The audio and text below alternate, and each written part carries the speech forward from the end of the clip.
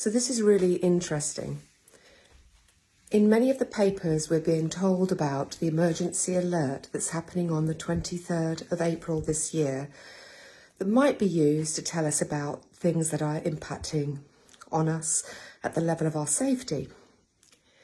It's interesting that in the papers, they tell you that your phone's functionality won't work unless you accept the alert and do as it asks you to do. What's even more interesting is when you go and look at the link actually on the government website, it clearly shows you that you can switch your alerts off and it's an optional thing, but they hope people will take it on.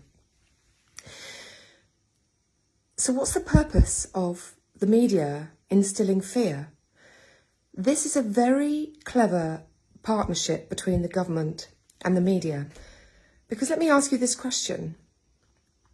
The government know that it's optional, it clearly states that on the government website, yet they are allowing the media to continue to spread a message of fear because most people will want their phones and most people, I assume, would simply accept the alert.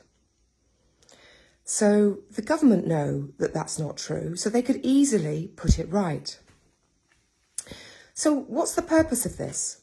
Let me take you back to 2020, and some of you might find this a challenge to take on board, as many did back then. As of March the 19th, 2020, COVID-19 was off the high consequence infectious disease list due to low mortality. But the message going out into the media was something quite different. But yet, on the government website, it was telling the truth. Now, of course, some of the truth is now coming out around those times about the forced do not attempt resuscitation orders that were put on people that meant they never even got the care that they were supposed to get, adding to the fear. The truth is now coming out about the cocktail of midazolam and steroids as part of the barbaric end-of-life pathway. That, by the way, the government talks about the dangers of those and the combinations of those on the government website. Yet we all listen to the media. How many of us actually go back and do the research and go and find articles? Because the government have to tell you the truth. And the truth is there on their website. Now, it's really interesting because in the article, it also says that it doesn't need your mobile number. So what technology are they using? So a little bit of research and a Freedom of Information request that I sent to the council back in 2021 shows us that all the street lighting was changed. I don't know if you noticed it because it was done during lockdown at a time when most people wouldn't notice it. And they were using LED lights. Now that LED light is a technology that can communicate with each other using a frequency, doesn't need the mobile phone network. And you can Google that.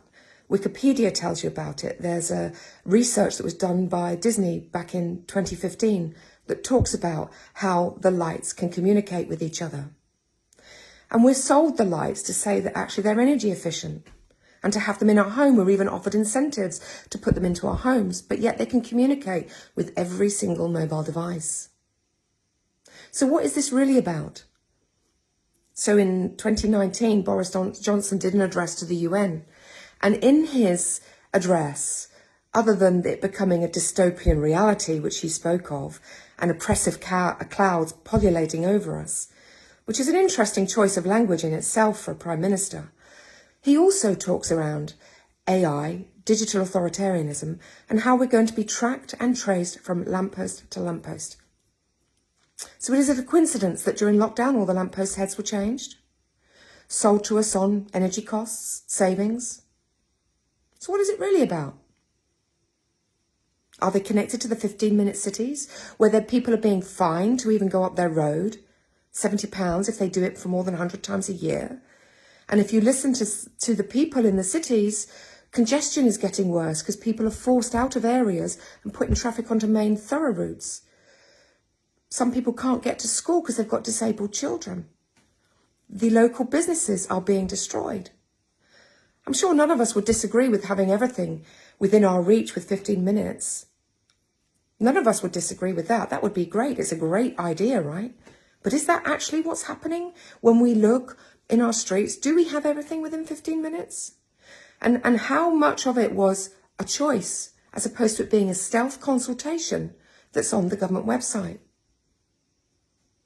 which many people will not go and find. And there's no democracy in it because it's being forced upon us. So how is this LED technology that's going to be issuing these alerts that requires no mobile number going to be used for smart cities and 15-minute cities and the mayor cities? What's the real purpose of it? I just say to you to take some time to really contemplate. Ask yourself questions. Questions are really important. They challenge our minds. They make us think. Ask your own questions. Ask yourself, does it feel right? Are we getting more restricted or less constricted? Which way is it going? Are we being charged more taxes or are we being charged less taxes? Are cities becoming more accessible or less accessible? How much money do we have to pay if we hit a bus lane or go into a ULEZ zone and now a clean air zone? And how are they going to communicate with us to find out where we are? Many people took on the track and trace system in 2020. And it was a pace and lead. It was like seeing how compliant people would be before they then imposed the COVID-19 health passport, which, by the way, is gone now. So what was it really about? Was it about our health or was it about control? I ask you to simply ask yourselves the questions deep on the inside, because I guarantee to you, if you do not, your children's future and freedoms are going to be gone.